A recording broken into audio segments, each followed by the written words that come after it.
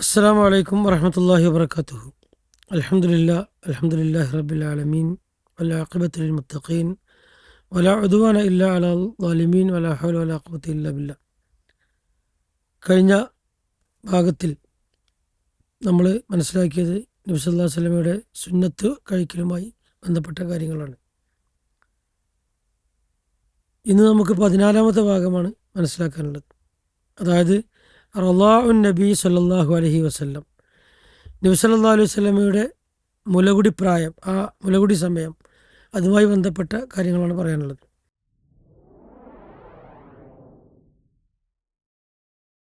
നബി സല്ലല്ലാഹു അലൈഹി വസല്ലമക്ക് ആദ്യമായി മുലപ്പാൽ നൽകിയത് അവിടുത്തെ മാതാവായ ആമിന തന്നെയാണ്. എന്നാൽ അവർ വളരെ കുറഞ്ഞ ദിവസം മാത്രമാണ് മുല കൊടുത്തത്. 7 ദിവസം അല്ലെങ്കിൽ 3 ദിവസം എന്നൊക്കെയാണ്. അത്ര മാത്രമേ നബി സല്ലല്ലാഹു അലൈഹി വസല്ലമക്ക് അവർ മുല ഊട്ടിയിട്ടുള്ളൂ. പിന്നീട് സുവൈബ എന്ന് പറയുന്ന അബൂലഹബിൻ്റെ മോചിതയായ ദാസിയാണ് മുല ഊട്ടിയിരുന്നത്. അതിനുശേഷമാണ് ഹലീമത്തു സഅദിയ എന്ന് പറയുന്ന സ്ത്രീ നബി സല്ലല്ലാഹു അലൈഹി വസല്ലമയെ വളർത്താനായി കൊണ്ടുപോയത്. എന്നാൽ സുവൈബ നബി സല്ലല്ലാഹു അലൈഹി വസല്ലമയെ മാത്രമല്ല മുലയൂട്ടിയത്, മറ്റു ചിലരെ കൂടി മുലയൂട്ടിയിരുന്നു. അവരിൽ പ്രധാനപ്പെട്ട ആളുകളാണ് ഹംസ റളിയല്ലാഹു അൻഹു, അബൂ സലമ, അതായത് അബാ സലമത്ത് ബിൻ അബ്ദുൽ അസദിൽ മഖ്സൂമിയ, അതുപോലെ ഉള്ള ആളുകളെ അവർ മുലയൂട്ടിയിരുന്നു. അതുകൊണ്ട് തന്നെ ഹംസ റളിയല്ലാഹു അൻഹു നബി സല്ലല്ലാഹു അലൈഹി വസല്ലമയുടെ മുലകുടി ബന്ധമുള്ള സഹോദരനാണ്. അപ്പോൾ അബൂ സലമ റളിയല്ലാഹു അൻഹും അങ്ങനെ തന്നെയാണ്, മുലകുടി ബന്ധത്തിലുള്ള സഹോദരൻ. അപ്പോൾ ഹംസ റളിയല്ലാഹു അൻഹയുടെ മകളെ വിവാഹം ചെയ്യാൻ ആവശ്യപ്പെട്ടപ്പോൾ വിവാഹം ചെയ്യാതിരിക്കാനുള്ള കാരണവും അതുതന്നെയായിരുന്നു. നബി സല്ലല്ലാഹു അലൈഹി വസല്ലമയുടെ ഹംസ റളിയല്ലാഹു അൻഹയുടെ മകളെ വിവാഹം ചെയ്യാൻ നിർദ്ദേശിച്ചപ്പോൾ നബി സല്ലല്ലാഹു അലൈഹി വസല്ലം പറഞ്ഞു, അവൾ എനിക്ക് അനുവദനീയമല്ല, കാരണം അവളെൻ്റെ മുലകുടി ബന്ധമുള്ള സഹോദരൻ്റെ മകളാണ്.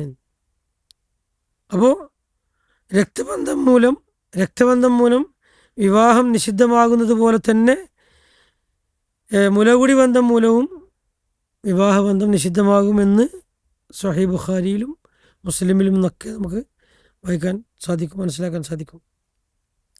ഇനി നബി സല്ലല്ലാഹു അലൈഹി വസല്ലമയെ ഗ്രാമപ്രദേശത്താണ് വളർത്തിയത്. അതിൻ്റെ കാരണം എന്താണെന്ന് പണ്ഡിതന്മാർ വിശദീകരിക്കുന്നുണ്ട്. അറബികളുടെ പതിവ് അങ്ങനെയായിരുന്നു. നഗരത്തിലെ പ്രമുഖരുടെ കുട്ടികളെ ഗ്രാമപ്രദേശങ്ങളിലെ മുലയൂട്ടുന്ന അമ്മമാരുടെ അടുത്തേക്ക് കൊണ്ടുപോയി കൊടുക്കും. അവിടെ മുലയൂട്ടുന്ന അമ്മമാരുണ്ടാവും, അവരുടെ അടുക്കലേക്ക് കൊണ്ടുപോയി കൊടുക്കും. ഇമാം സുഹൈലി റഹിമഹുല്ലാഹ് പറയുന്നത് കാണാൻ സാധിക്കും.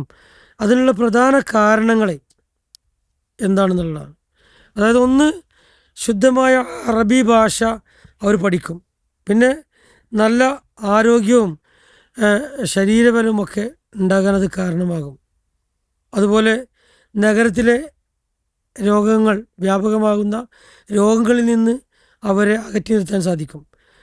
അതുപോലെയുള്ള പ്രകൃതിപരമായി അവർക്ക് വളരാൻ സഹായകമാകുമെന്ന നിലക്കാണ് അങ്ങനെ ഉള്ള ആളുകളെ അടുത്ത് കൊണ്ടുപോയി പല ആളുകളും മുലയൂട്ടാൻ വേണ്ടി ഏൽപ്പിക്കുന്നത്.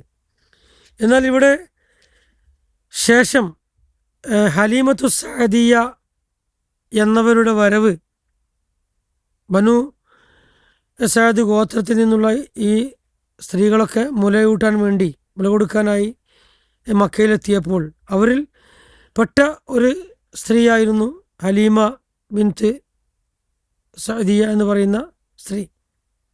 അവർ യഥാർത്ഥത്തിൽ നബി സല്ലല്ലാഹു അലൈഹി വസല്ലമക്ക് മുല കുടി നൽകാൻ, അല്ലെങ്കിൽ പിന്നെ അവർക്ക് മുല കൊടുക്കുവാൻ വേണ്ടി ആദ്യം വരാൻ അവർ മടിച്ചു നിന്നു. കാരണം നബി സല്ലല്ലാഹു അലൈഹി വസല്ലമ അനാഥനാണ്. എല്ലാവരും വന്ന സ്ത്രീകളൊക്കെ മറ്റുള്ള കുട്ടികളെപ്പോലെ സാമ്പത്തിക ശേഷി മറ്റും ഒന്നുമില്ലാത്തത് കൊണ്ട് തന്നെ അവരെ ഏറ്റെടുക്കുവാൻ വേണ്ടി മറ്റുള്ള സ്ത്രീകൾക്കൊക്കെ മടി തോന്നിയതുപോലെ തന്നെ ഹലീമക്കും മടി തോന്നി. എന്നാൽ പിന്നീട് ഒരു തീരെ കുട്ടികളെ ഇല്ലാത്തതിനും പകരം എന്ന് പറഞ്ഞാൽ എല്ലാവരും ഓരോരുത്തർ കുട്ടികളെടുത്തു, നല്ല കുട്ടികളൊക്കെ എടുത്തു. അവസാനം ഇത് മാത്രമേ ഉള്ളൂ. അപ്പോൾ എല്ലാ സ്ത്രീകൾക്കും കുട്ടികൾ കിട്ടിയതിന് ശേഷം ഹലീമക്ക് മാത്രമേ ആരെയും കിട്ടില്ല.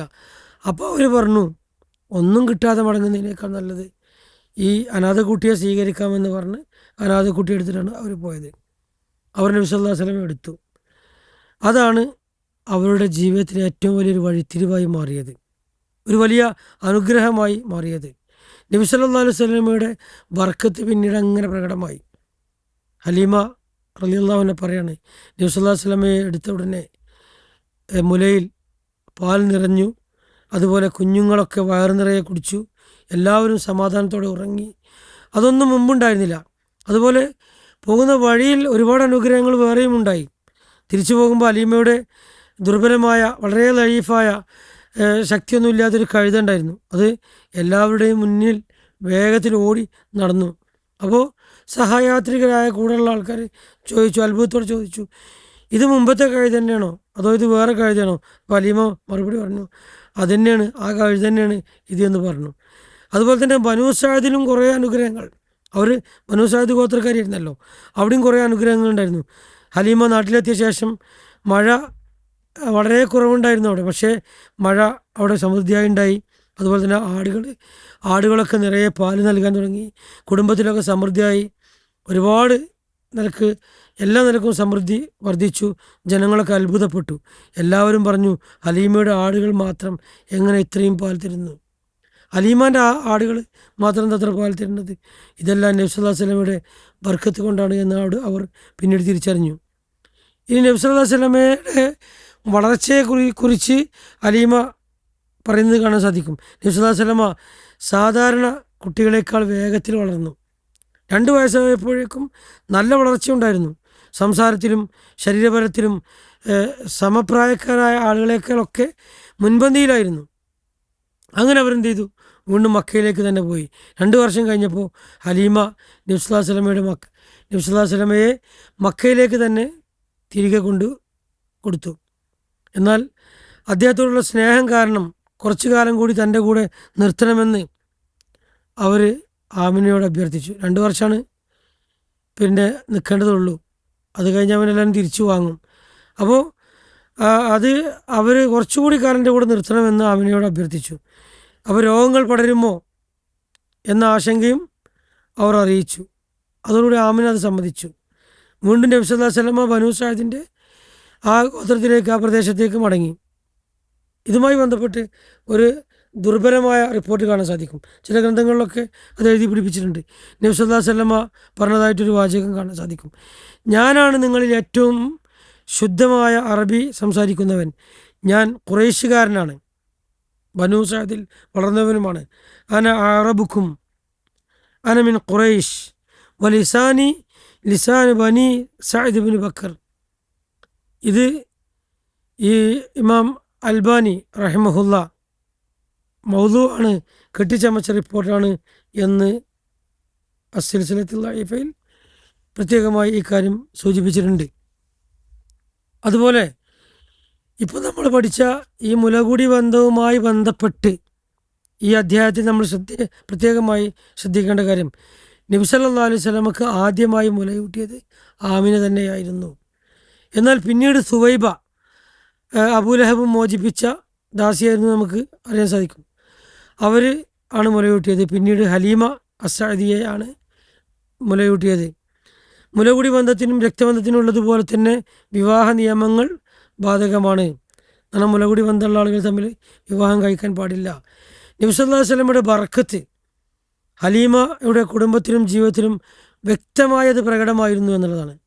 കുട്ടികളുടെ ആരോഗ്യവും നല്ല ഭാഷാപരമായ കഴിവുമൊക്കെ വളർത്താൻ അനുയോജ്യമായ അന്തരീക്ഷം തിരഞ്ഞെടുക്കേണ്ടതിൻ്റെ പ്രാധാന്യം ഈ സംഭവത്തിൽ നിന്ന് മനസ്സിലാക്കാൻ സാധിക്കും.